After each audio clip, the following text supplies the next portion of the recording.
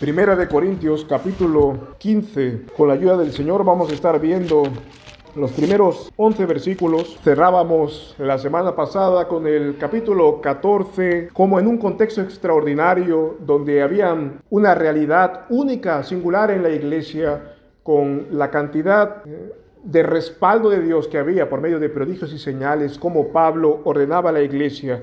Y decíamos que aun cuando nosotros ya no podemos presenciar esos mismos dones extraordinarios, aún así nos da a nosotros una enseñanza para la iglesia, para ordenarse según el criterio que Pablo dejó aquí. Podríamos resumirlo todo en el versículo 40 del anterior capítulo: pero hágase todo decentemente y con orden en la iglesia del Señor. Ahora Pablo va a aperturar un nuevo tema, el tema de la resurrección. No es para nada menos importante. No quiere decir que él, por tratarlo al último, sea un tema obvio o sea un tema como un apéndice que tal vez no es tan vital para el cuerpo. No, si él ha dejado esto para el último, ha sido en la providencia de Dios. Podríamos entender más bien que él, cuando está enviando su carta a los Corintios, está tratando como cortando maleza con la espada de la palabra, cortando hasta llegar al corazón de lo que probablemente era la fuente de todos sus pecados, la fuente de sus desviaciones. ¿Por qué trató con algo tan fundamental como es uno de los cimientos, de las columnas del Evangelio? ¿Por qué lo trató al final? Bueno, es posible, hermanos, que Él se haya abierto camino y ahora estemos delante del corazón de esta carta. Ahora, pongámonos a pensar en esto, hermanos, de manera preparativa, de manera preparatoria para nosotros. Es posible que las cosas que hayan sucedido en Corintio, en la iglesia de los Corintios, en la iglesia de Corinto, es posible que haya sucedido porque ignoraban o porque se habían olvidado de una parte fundamental del Evangelio. Es posible que todos los pecados que reprendió en toda esta exposición haya sido porque entendían mal esta buena nueva. Pablo no les habla como paganos. Pablo no les dice el Evangelio por primera vez. Les va a hablar recordándoles lo que él ya les había dado.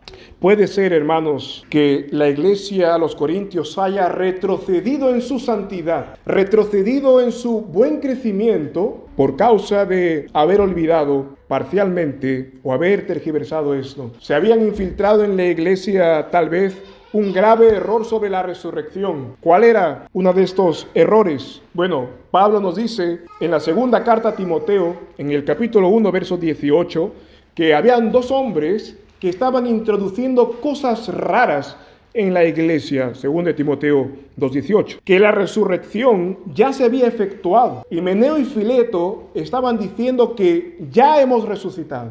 Posiblemente lo que ellos se referían era que con la conversión el creyente ya resucitó, y eso es toda la resurrección que uno debe esperar aquí en la tierra, la conversión. Y si ya se efectuó, entonces no deberíamos esperar la resurrección en el día final.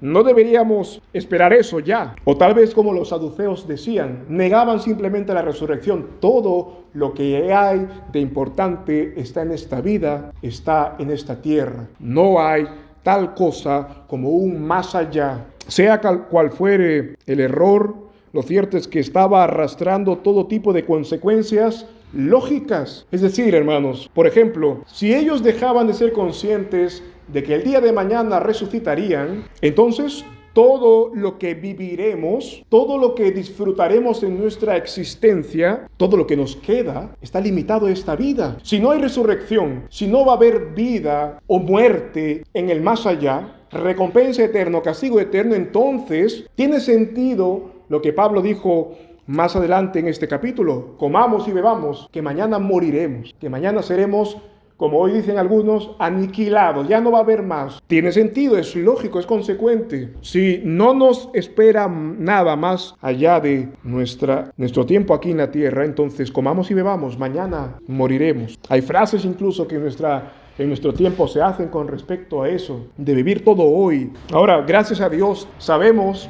por los versículos que siguen, el versículo 12, por ejemplo, de 1 Corintios 15, que no fue un mal que llenó a la iglesia. No todos creyeron eso, solamente algunos. Dice el versículo 12, solamente, como dicen algunos entre vosotros, que no hay resurrección de los muertos. Gracias a Dios, todo no estaba infectado. Pero recordemos algo, hermanos, ¿por qué Pablo hace la referencia anteriormente también? No hace falta que todo esté contaminado en la iglesia. No hace falta que tú llenes la masa con la cual se hace el pan.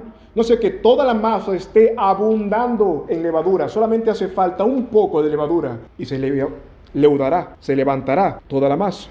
Eso estaba pasando en los corintios. Podríamos tener aquí la explicación a sus desviaciones, su falta de ortodoxia sobre la resurrección. Pensemos en esto, hermanos, rápidamente en las cosas que hemos visto. ¿Por qué se atreverían a pecar tan descaradamente, por ejemplo, en el ámbito de la lujuria, tanto que un hombre tomó a su madrastra por mujer? ¿O por qué se lanzaron tan rápidamente a la codicia y a la presunción, tanto que convertían a la iglesia en un lugar de exhibición? ¿O por qué tenían sino tanto afán desmedido de preeminencia y reconocimiento aquí y ahora, si no hay más allá? Puede ser que todo esto que Pablo ya ha tratado y ha esgrimido con la palabra hayan tenido como base común este mal entendimiento. Se olvidaron, tal vez se desenfocaron de que en la resurrección y en el momento en que estemos con Cristo es muchísimo más importante y durará para siempre que nuestra vida aquí en la tierra y todo lo que podamos conseguir o disfrutar, o aún el reconocimiento que podamos tener. Todo comparado con la gloria, palidez. El haberle prestado muy poca importancia a la resurrección puede que al final los haya conducido a ese estado, hermanos, pero demos gracias a Dios. Fíjate la obra de Dios. Dios ve a su pueblo infectado por una levadura peligrosa, pero Dios no huye de ese pueblo. Dios no abandona a ese pueblo. Dios amorosamente trata con él. Dios le envía al apóstol Pablo una y otra vez, tanto que él les decía hijitos también. Estaba como sufriendo dolores de parto por ellos. Dios no los dejó en ese estado. Dios no dejó a su pueblo en el error. Dios no dejó a su iglesia confundida. La limpió a su debido tiempo. Eso es lo que vemos también aquí. La limpió a su debido tiempo, como dice el Señor en Juan 15, para que llevara más fruto. Puede ser, hermanos, una iglesia o un lugar o parte de la iglesia puede quedar confundida por algún tiempo, pero vemos aquí también, y que incluso en las cosas tal vez más centrales, pero Dios no abandona a su iglesia ni se echa para atrás cuando la iglesia se enreda en el error, sino que sale al rescate de ella por medio de hombres fieles como Pablo y la desenreda.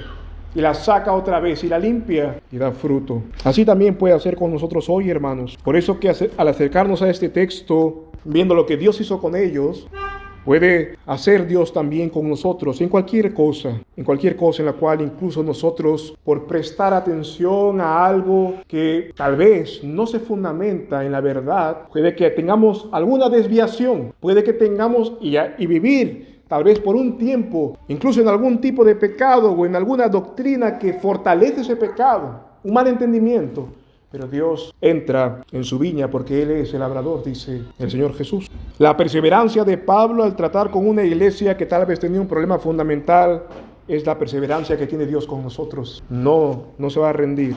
Ahora, hermanos, vayamos a este texto y apreciemos y atesoremos las verdades que Él refrescará aquí y nosotros intentemos hacerlas nuestras también, darle su debido lugar, adorar a Dios en espíritu y en verdad. Fíjate, vamos a leer Primera de Corintios 15, la resurrección de Cristo de todos los hombres y también de la implicación que tiene. Fíjate en los primeros versículos, vamos a leer los primeros 3. Dice: además os declaro, hermanos, el evangelio que os he predicado, el cual también recibisteis, en el cual también perseveráis, por el cual asimismo, si retenéis la palabra que os he predicado, sois salvos, si no creísteis en vano. Porque primeramente os he entregado de lo que asimismo recibí, que Cristo murió por nuestros pecados, conforme a las Escrituras. El cuarto, y que fue sepultado y que resucitó al tercer día conforme a las Escrituras. Hasta allí.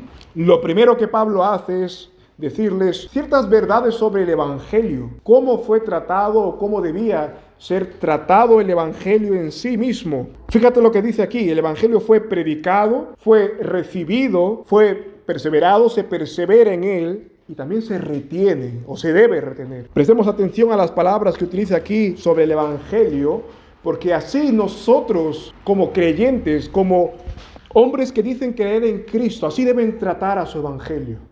Así deben tratar con el cimiento de la fe. Lo primero dice aquí que es un mensaje, el Evangelio, que ha sido predicado, ya ha sido predicado. El Evangelio no se intuye por razón. Ningún hombre va a llegar al conocimiento de Cristo si no es por la predicación del Evangelio de Cristo. Nadie se va a salvar viendo las estrellas. Nadie se va a salvar viendo los árboles. Nadie se va a salvar viendo cómo trata a sus hijos. Solamente el hombre conoce el Evangelio cuando se expone al Evangelio. Cuando escucha que Cristo ha venido en carne para cumplir con la ley de Dios que Él no cumplió, para ser sacrificado por el pecado que él cometió, no Cristo, sino Él mismo, y fue resucitado como confirmación de su sacrificio. El Evangelio no se intuye, el mensaje del Evangelio, como dice el Salmo 19, solamente se conoce por la perfección de la ley. La ley, la palabra de Dios, es la que hace al hombre sencillo, lo hace sabio y alegra el corazón de verdad. Solo la palabra puede hacer esto, hermanos. Solo la palabra nos informa de esto. Ahora, si la palabra y el Evangelio ha de ser predicado, fijémonos en lo que dice. ¿Por qué? Porque el Evangelio es palabra de vida. Hechos 5:20, la palabra de esta vida. O lo mismo que le dijeron al Señor Jesús, tú tienes palabras de vida eterna. Por tanto, ¿qué debemos hacer si queremos esta vida? ¿Qué debemos hacer si queremos esta agua? ¿Qué debemos hacer si queremos pasar de muerte a vida espiritual? Exponernos a esta palabra, exponernos a este mensaje. Tú quieres que reviva la planta, la semilla que has sembrado, exponla al agua. Si queremos tener esta vida, hemos de exponernos nosotros mismos a las Escrituras, hermanos. Y esto tiene su aplicación en la lectura personal que nosotros podamos tener, en la perseverancia que tengamos en ella, pero sobre todo en el momento en que es predicada la palabra de Dios. Nos dice que el Evangelio, dice allí, el cual recibisteis. Pablo dice que esta gran verdad no solo ha de ser escuchada, sino recibida. Pareciera una redundancia, pero el Evangelio no solamente debe llegar a nuestra puerta. El Evangelio no debe solamente llegar a los oídos, no debe llegar a nosotros como si fuese una tierra. Debe el Evangelio tener cabida, debe descender la semilla. Nosotros debemos ser como la tierra de la parábola, pero no aquella tierra que estaba seca, endurecida, aquella tierra que tenía piedras, de la cual la semilla cayó, dio fruto rápido, pero en la superficie de esa tierra. El Evangelio debe encontrar en nosotros una tierra bien labrada, trabajada, en la cual pueda caer, en la cual pueda fructificar. El Evangelio debe tener espacio en nosotros, hermanos. Fíjate, tanto es así que el Señor Jesús mismo dijo que aquel que recibe su palabra, aquel que recibe al Hijo de Dios, el Evangelio, la palabra de vida, solamente ellos pueden ser considerados hijos de Dios. ¿Alguien sabe dónde está este pasaje? Juan 1. Vamos un momento ahí al Evangelio de Juan. Fíjate nada más en este capítulo donde se nos habla que la luz de Dios vino a este mundo, que el Verbo se encarnó. Nos dice aquí, en el versículo 11, refiriéndose a Jesús, dice, a lo suyo vino, y los suyos no lo recibieron, mas a todos los que lo recibieron les dio la potestad de ser hechos hijos de Dios, a los que creen en su nombre. Ahora, este versículo es importante, hermanos, porque se extiende el conocimiento de que todos son hijos de Dios. Tanto es así que incluso a los animales les llaman hermanos menores, pero todos somos hijos de Dios. Según este versículo, todos pueden considerarse hijos de Dios según este versículo, o hay un condicional, o hay un requisito previo para entrar en ese nombre. Hay que recibir al Hijo, hay que creer en el Hijo. No se trata de recibir algo místicamente, se trata de creer que las palabras de Cristo son verdad, que sus promesas son reales y que va a pasar. Si yo voy a Él, Él me va a perdonar. Si yo voy a Él, si le sirvo a Él, Él me guiará. Pero no solamente sus promesas, sino también creer que sus amenazas son ciertas. Si me aparto de Él, no veré nada más que la ira de Dios. Si me aparto de Cristo, no veré más allá que condenación. Si no tomo en serio sus palabras, Él no me tomará en serio a mí. Si no hay cabida en mí, su palabra, yo no tendré cabida en su reino. Esto es creer, no es solamente aquella oración de un primer momento. Creer en Cristo es verdaderamente verlo a Él, tomarlo por cierto, seguirlo a Él, creer que somos pecadores, pero que también Él es el Salvador, que con su Espíritu Santo nos limpia una vez para siempre. Ahora, hasta aquí aprendemos que el Evangelio debe ser predicado, debemos escuchar el Evangelio predicado, aprendemos que debemos recibir el Evangelio. Ahora, esto traigámoslo nosotros a tierra, hermanos.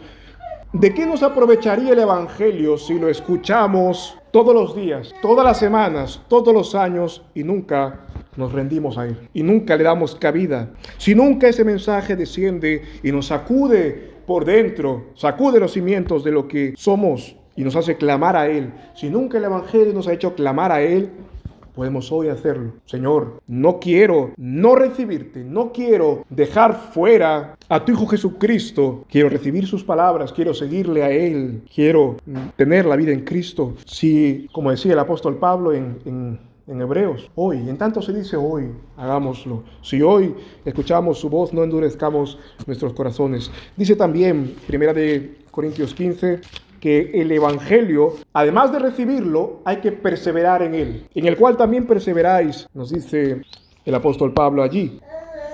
¿Qué significa perseverar en el Evangelio, hermanos? Bueno, esta palabra de por sí nos recuerda a una doctrina de la Biblia, a una doctrina que se llama la perseverancia de los santos. La doctrina que nos dice que todos los que han recibido el Evangelio de verdad, estos perseverarán hasta el fin. Estos no se fatigarán, no se cansarán, sino que caminarán, correrán y a veces hasta parecerá que vuelan, como dice el Señor en Isaías. Porque Dios los hace perseverar. Su competencia, su día a día, viene de Dios. Él da el esfuerzo al cansado, dice Isaías 40:29. Él da esfuerzo al cansado y al que no tiene fuerzas multiplica el vigor. Isaías 40:31, si lo buscas también por un momento, vemos que Él da la perseverancia a su pueblo. Isaías 40:31, los que esperan a Jehová tendrán nuevas fuerzas, levantarán las alas como las águilas, correrán y no se cansarán, caminarán y no se fatigarán. Y si quieres leer también en el capítulo 41, el verso 10, que es muy conocido y también muy atesorado, dice, no temas, Isaías 41:10, no temas porque yo estoy contigo, no desmayes porque yo soy tu Dios, que te esfuerzo, siempre te ayudaré, siempre te sustentaré con la diestra de mi justicia. Ese siempre no deja la posibilidad a que una sola vez el Señor abandone a su pueblo, nos abandone a nosotros si estamos en Cristo. Ahora, este es un aspecto precioso del Evangelio que Pablo les transmite en esa palabra, en el Evangelio en el cual perseveráis. Perseveramos en el Evangelio porque Dios nos hace perseverar y así será hasta el fin. Ninguno de los que ha creído verdaderamente en Cristo será abandonado por Dios en su carrera al cielo. Dios le ha dado la capacidad de ponerse en pie y andar, o Dios resucitó a Lázaro para que él no vea la segunda muerte. No para ver si alcanza la vida eterna, sino porque le dio la vida eterna. Él levanta a sus hijos y los pone en la carrera y nunca los dejará flaquear, ni se quedará ningún hijo de Dios a la mitad. Ninguno de los que ha creído en Cristo para el perdón de sus pecados será olvidado por Dios cuando estas fuerzas flaqueen. El Señor, como dice el Salmo 23, con su vara y su cayado le infundirá aliento, le renovará la fe, las fuerzas, el gozo, dice el Salmo 23, para caminar si aún ha de pasar por valle de sombra de muerte. Ahora, este es el lado pasivo, digamos así, hermanos, de la perseverancia de los santos. Nos hace bien recordar que nuestro Señor va adelante y Él no es como aquel siervo suyo, Moisés, que Moisés se agotaba, Moisés se cansaba de levantar sus manos e interceder por el pueblo. Pero ese fue Moisés, ese fue un hombre. Pero Cristo, Él no se fatiga, no se adormece, dice el Salmo 121. Sus ojos no se adormecen para velar por su pueblo. Y Él está allí eternamente para interceder por ellos. La figura débil que vemos en Moisés en el Antiguo Testamento simplemente hace destacar que Cristo es un mejor Moisés y un mejor intercesor que no le falta fuerza, ni intención, ni voluntad, ni ánimo para interceder por nosotros hasta que lleguemos a la victoria, hasta que lleguemos a aquel día. Ahora, este es el lado pasivo de la perseverancia, hermanos, pero la palabra perseverar en sí significa también que el hombre, el que Dios hace perseverar, hace algo. No es transportado como él en una cabina ascendiendo al cielo sin hacer nada. Dios nos lleva al cielo, pero no sin haber hecho algo aquí en la tierra. Una muestra de que tenemos un lugar en las moradas celestiales con Cristo Jesús es que abajo, en la tierra, perseveramos. Dicho de otra manera, cuando se nos predica el Evangelio, cuando lo recibimos, lo siguiente que sigue es perseverar en Él, andar en Él. Ahora, perseveramos de dos maneras, hermanos. La primera es reteniendo la doctrina. Esto lo veremos ahora. Pero la segunda es haciendo buenas obras. No hay otra manera de perseverar. No hay otra manera de decir que perseveramos, sino por medio de las buenas obras. Efesios 2:10. ¿Alguien sabe lo que dice? Yo sé que sabéis lo que dice Efesios 2:8, que la fe es un don de Dios, no es un don de los hombres, que Él la da para que nadie se gloríe. Pero ¿qué dice Efesios 2:10? ¿Para qué Dios nos da esa fe? Busca allí. Somos hechura suya, creados en Cristo Jesús para buenas obras. ¿Para qué ha sido traído a Cristo? Para buenas obras, las cuales Dios ya preparó de antemano para que anduviésemos en ellas. Ahora mira rápidamente la segunda epístola de Pedro, el capítulo 1. Vamos a llegar al verso 8, pero antes de eso él dice más.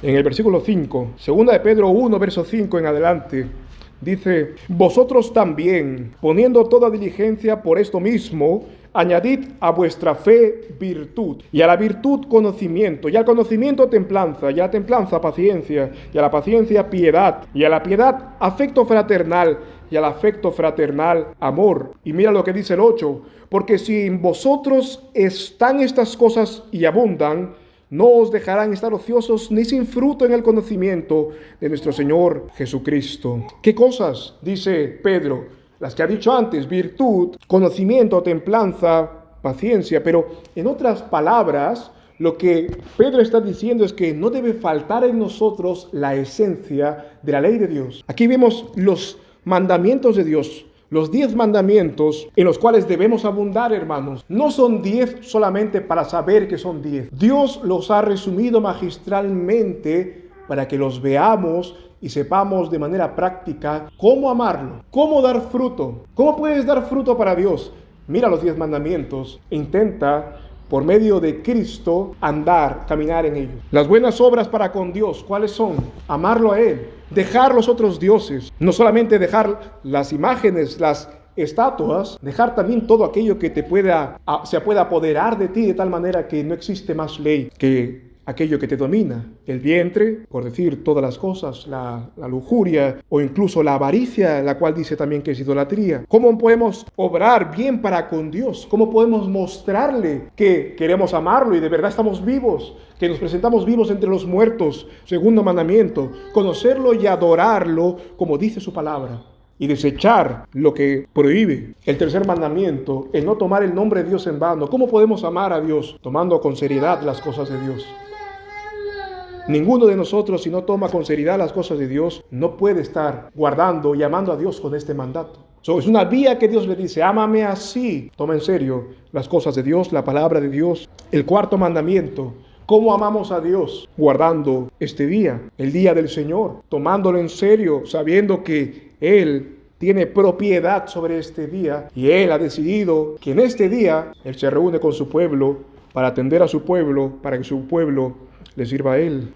Las buenas obras para con los hombres, hermanos. ¿Quieres amar a Dios? ¿Quieres dar fruto para con Dios? ¿Quieres ocuparte de las obras que Él ha dado de antemano? Bueno, el primer mandamiento con respecto a los padres: ámalos, hónralos, dales preferencia. Amar al prójimo, el sexto mandamiento: no buscar dañarlo, ni tampoco no solamente dañarlo a él, sino nada que te dañe a ti mismo. Otra manera de amar al cónyuge, otra manera de amar al prójimo es amando al cónyuge, aborreciendo la lujuria, aborreciendo el maltrato hacia él, el desdén hacia él. Alguno de nosotros podría decir: no, yo no soy infiel. Está bien, gloria a Dios, pero el trato y el cuidado y la atención está prescrito aquí también. Buscar el pan con honestidad y detestar el robo. amar el trabajo, buscar la honra para los demás, el 9º mandamiento. Se nos manda no dar un mal testimonio. ¿Cómo puedes amar a tu prójimo? ¿Cómo puedes andar por esta senda aborreciendo el chisme, por ejemplo? Buscando que los demás tengan la honra, se hable bien de ellos, tengan lo que es debido. Y el último mandamiento, una manera de honrar a Dios que a veces más depende del día y depende de la situación, le mostramos nuestro amor y nuestras buenas obras, es teniendo contentamiento. 10º mandamiento de no codiciar, celebrar los logros del otro, celebrar lo que Dios le da al otro. Hermanos, son maneras prácticas. Pedro dice, si estas cosas abundan en vosotros, añade la fe virtud, es decir, ponla por obra, añade el conocimiento, añade la paciencia, templanza. Todas estas cosas, si te ocupas de esto, no te dejará estar ocioso ni sin fruto. Eso significa también. En fin, se puede decir mucho sobre la perseverancia, hermanos, pero el que tiene el Evangelio andará en estas cosas. Dios no lo dejará sin fruto. Ahora, fijémonos que el Evangelio se retiene. Pablo dice en el capítulo 15, el Evangelio, el cual si habéis retenido, sois salvos. Volvamos a nuestro pasaje. Si retenéis la palabra que os he predicado, sois salvos si no creísteis en vano. Hermanos, hemos de retener las formas de las sanas palabras del Señor Jesucristo. Pablo le dijo a Timoteo. Eso tiene muchas implicaciones. Desde tener una traducción fiel a la Biblia, hasta cómo oramos en privado, hasta allí tiene su dimensión. En lo más privado que uno pueda tener, en su oración con Dios personal, allí uno debe retener la forma y la honra de Dios, por ejemplo, no el orar, digamos, haciendo miles de cosas o despatarrado de una manera irreverente, ni tampoco en la parte más pública, la traducción de la Biblia que sea cualquiera. No importa que tenga otra aleación, da igual. El Evangelio no debe ser tocado, ni se le debe sustraer ni retirar nada. El Evangelio debe ser como el altar que Dios dijo que debería ofrecérsele a Él solamente, con piedras no labradas. Éxodo 20:25. Rocas naturales que no han sido talladas por el hombre. Hermanos, en definitiva, el Evangelio debe ser algo en lo que crecemos.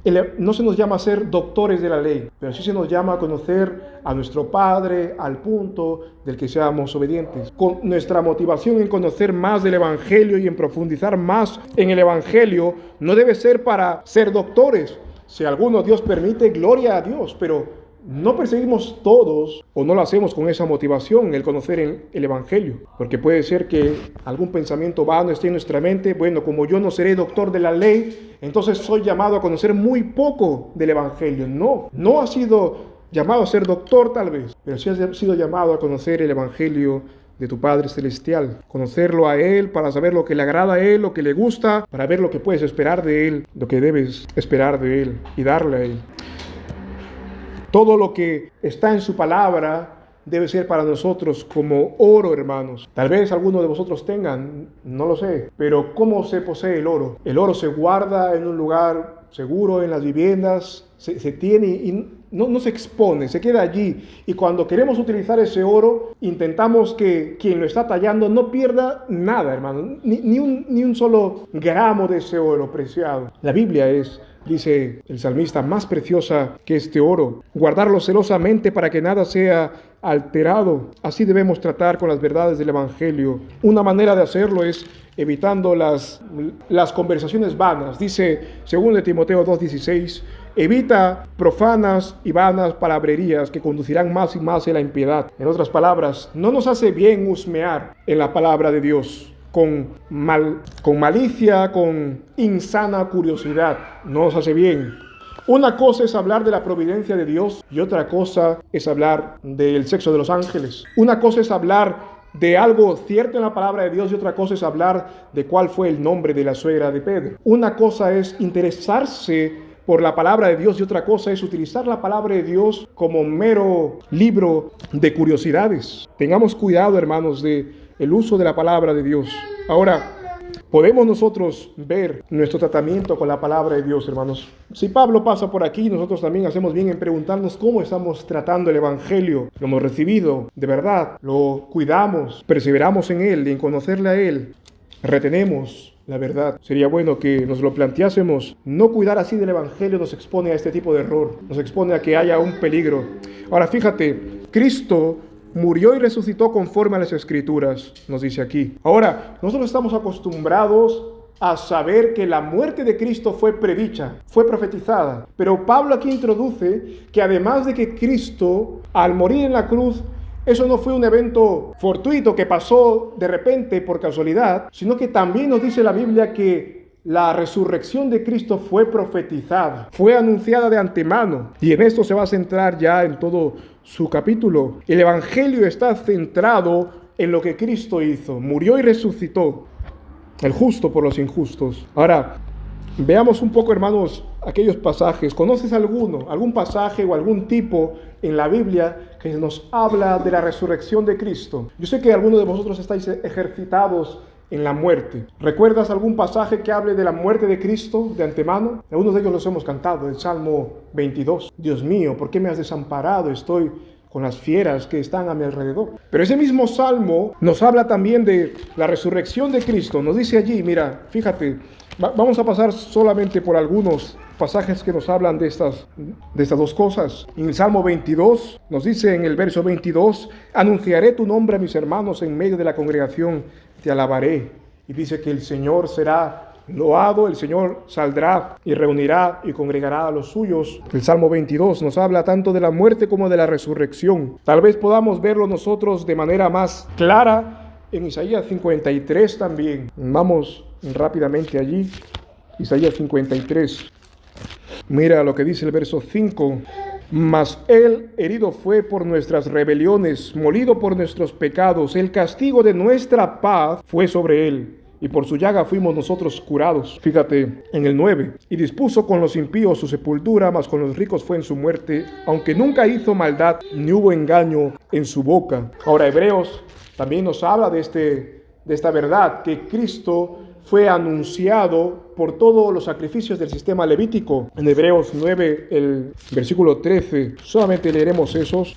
En cuanto al Nuevo Testamento, Hebreos 9, puedes seguir leyéndolo el resto en casa. Este capítulo entero nos trata de explicar que en Cristo se cumplen todos los sacrificios sangrientos del Antiguo Testamento. Hebreos 13 nos dice, porque si la sangre de los toros y de los machos cabríos y la ceniza de la becerra rociada sobre los inmundos santifican para la purificación de la carne, cuánto más la sangre de Cristo, quien por el Espíritu eterno se ofreció a sí mismo sin mancha a Dios, limpiará vuestras conciencias de las obras muertas para que sirváis al Dios vivo.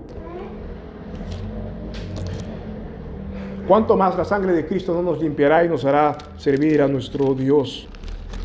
Ahora, sobre la resurrección, hermanos, algunos de vosotros estáis familiarizados. Pasamos por estos pasajes también. Por ejemplo, en Oseas 6, en el verso 2, se nos da un anticipo de la resurrección de Cristo. En Oseas, el capítulo 6, verso 2. No siempre tocamos este tema o repasamos este tema, así que ver los pasajes nos ayudan a afianzarnos en la verdad. Oseas 6, 2 dice, nos dará vida después de 2 días, al tercer día nos resucitará y viviremos delante de él. Ahora fijémonos, hermanos, que hay tipos en figuras en el Antiguo Testamento que se nos da también de Cristo. Recuerda la figura de José. ¿Qué pasó con José? Fue echado a una cisterna vacía, fue vendido a Egipto, desapareció. A su padre le dijeron que lo comieron las fieras, pero José no había muerto. José había ascendido a lo más alto y se hizo señor de Egipto para dar vida a sus hermanos. José es un ejemplo de la muerte y la resurrección de Cristo, pero también lo vemos en Isaac, por ejemplo. Si tú miras un pasaje en Hebreos 11, lo dice más claramente sobre el hijo de Abraham. En Hebreos, el capítulo 11, verso 17, dice allí, por la fe ofreció Abraham cuando fue probado a Isaac, y el que había recibido las promesas ofrecía a su unigénito, habiéndole sido dicho, en Isaac te será llamada descendencia, pensando que Dios es poderoso para levantar aún de los muertos, de donde también lo volvió a recibir por figura. Es decir, Isaac fue figura de lo que Dios iba a hacer en aquel momento de la cruz de Cristo. De hecho, en Génesis 22, que es donde se cita este pasaje, se nos dice que Dios proveerá. ¿Dios proveerá qué? Cordero para el sacrificio. Génesis 22, 14. Abraham llamó a aquel lugar Jehová Jireh, en el monte de Jehová será provisto. Ahora, la última referencia que vemos y recordamos, tal vez algunos de memoria, es aquella referencia que dijo Jesús sobre Jonás. ¿Alguien se acuerda de lo que dijo Jesús sobre el profeta Jonás? No recibirá señal este pueblo, sino la señal del profeta Jonás.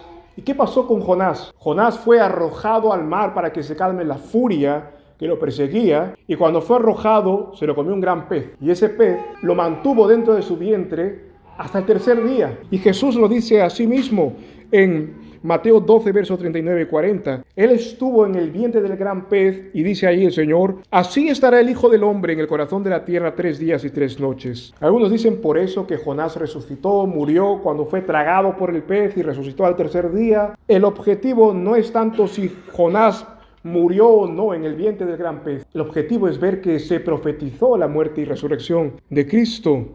Ahora, hermanos, hay una frase que dice que la saciedad es enemigo de la oratoria. Para no alargarlo demasiado, solamente veamos a vuelo de pájaro aquel fundamento, o mejor dicho, testimonio de los creyentes que Pablo citará aquí. Y lleguemos a las conclusiones finales de esto, hermanos. Pablo, en 1 Corintios 15, nos dice que se apareció a Cefas y después a los 12, y luego a 500 hermanos a la vez, de los cuales la mayoría vive aún y otros ya duermen. Y después se presentó a Jacobo, y al último, como aún nacido fuera de tiempo, se presentó a Pablo. Ahora, hermanos, Pablo está aquí aplicando una ley del Antiguo Testamento, que cuando haya algo en tela de juicio, algo importante, ¿qué se debe hacer? Convocar a quienes, a 2 o más testigos, y sobre ese testimonio se resolverá todo asunto. Y fijémonos en algo: nosotros, tú y yo como seres humanos, estamos configurados de tal manera que cuando se nos presenta una prueba,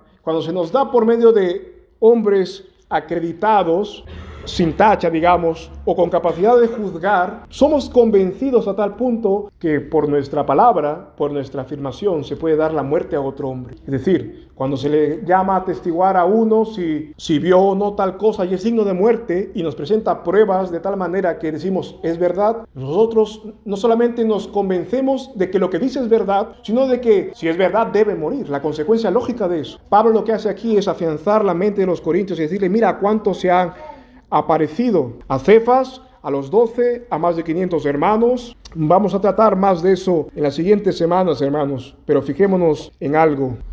¿Qué implicaciones tiene esto para nosotros, que Cristo haya resucitado y que se haya sido confirmado? Probablemente haya en la vida de Cristo no haya hecho más confirmado que la resurrección de Cristo. Ahora, nosotros tenemos el testimonio de todos los que Pablo enumera aquí, pero además de su testimonio, ellos firmaron decir la verdad con su sangre. No solamente dieron testimonio de Cristo, sino que con su sangre dijeron: verdaderamente muero por esta verdad. Cristo realmente murió y resucitó. Recibimos el testimonio del Hijo de Dios también, nos dice 1 de Juan 5. Pablo nos da pruebas indubitables para eso, para que nuestra fe pueda descansar en el hecho de que Cristo resucitó. Nosotros resucitaremos con Él y allá nos espera la vida eterna junto a Él. Permítame ponerlo en manera figurativa, hermanos, en algo que justo veíamos la semana pasada. Acabaré con esto. Levítico 11 nos dice que no debemos acercarnos a ciertos animales. A nosotros no directamente, sino a la nación que fue en ese tiempo. ¿Te acuerdas? ¿A qué animales no debía acercarse? A las aves rapaces, porque eran sangrientas, no concebían otro tipo de alimentación, sino despellejando a su víctima. Dios no quiere que el pueblo de Dios sea así. Pero también hay otro tipo de animales del cual se nos dice que el pueblo de Dios de ese tiempo debía cuidarse. El conejo. ¿Qué de peligroso tiene el conejo o la liebre? ¿Por qué crees que Dios le dijo al pueblo de Israel que no ha de juntarse, tocar, comer a los conejos? ¿Cuál es la fiereza de ellos? ¿En qué punto de comparación tiene con un águila o con un quebrantahueso? Ninguno, aparentemente. Pero el conejo tiene una característica que no tienen los animales que vuelan, ni tampoco muchos animales de tierra. El conejo vive en madrigueras. El conejo, toda su esperanza de vida está en la tierra e incluso bajo tierra. El conejo encuentra su refugio solo en la tierra, teniendo fuerzas para saltar, como el saltamonte, Él decide hacer su casa en la tierra, toda su esperanza de vida en la tierra. Y Dios no quiere que nosotros, sus hijos, si somos de verdad sus hijos, toda nuestra vida esté aquí o mirando aquí. Dios no quiere que solamente seamos terrenales y carnales, sino que veamos que si tenemos un Padre celestial, no es para estar eternamente aquí. Les fue prohibido un animal tan sencillo, pero que a la vez nos ilustra una gran verdad. Nosotros, hermanos, teniendo la posibilidad de saltar aún más alto, porque el conejo puede saltar muchos metros y puede vivir, hacer su casa en otro lugar. Nosotros teniendo el evangelio ya predicado, ¿por qué hemos de hacer nuestra morada última aquí? ¿Por qué hemos de tener toda nuestra esperanza de vida aquí? ¿Por qué hemos de disfrutar y de guardar y intentar disfrutarlo todo aquí? Hermanos, que la resurrección que vamos a estar viendo en estas semanas nos ayude a ver que Dios nos ha llamado a tener los pies sobre la tierra, sí, pero mirando sus promesas celestiales, mirándolo a Él sentado en su trono, esperando gobernar estas cosas que tenemos, no con principios terrenales, sino con principios celestiales. Esto nos llevará a no deleitarnos desmedidamente, hermanos. Un peligro de los deleites, de abusar de ellos, de cualquiera de ellos. Fíjate, Proverbios dice la miel. También nos habla del vino, del placer, incluso del tiempo. Lo estamos pasando tan bien que agotamos todo el tiempo. Hermanos, el ver la resurrección y ver que hemos de tener una vida allá con Cristo nos ayuda a ser cuerdos ahora. Nos lleva a no deleitarnos sin medida, a no desesperanzarnos cuando algo malo sucede, porque esta vida será un par de años, un abrir y cerrar de ojos. Nos lleva a no despreciar el cielo intentando gozar lo máximo aquí, y nos lleva a no vender nuestra primogenitura. Acabaré con la ilustración que nos da la misma vida de Esaú. ¿Recuerdas qué pasó con Esaú? Hablo de Esaú y de Jacob. Se nos dice que Esaú estaba cansado, había trabajado todo el día, y de pronto llega a su hermano Jacob y le dice: dame un poco del potaje que tú sabes hacer porque muero. Dámelo, prepara, hermano mío, porque moriré aquí. Y Jacob, como su nombre lo dice, engañador, le dijo: lo haré, pero dame algo antes de eso. Dame algo a cambio. Júramelo hoy que me lo darás. Y le dice: véndeme tu primogenitura. ¿Qué es eso? Véndeme la bendición que ha sido dada para ti. Véndeme aquello que Dios ha dado a los primogénitos. Dame esa bendición. Y las palabras de Esaú fueron duras. ¿Pero por qué fueron duras? Solamente le dijo: dámelo, porque ¿qué voy a hacer con la primogenitura el día de mañana? Hoy aquí muero de hambre.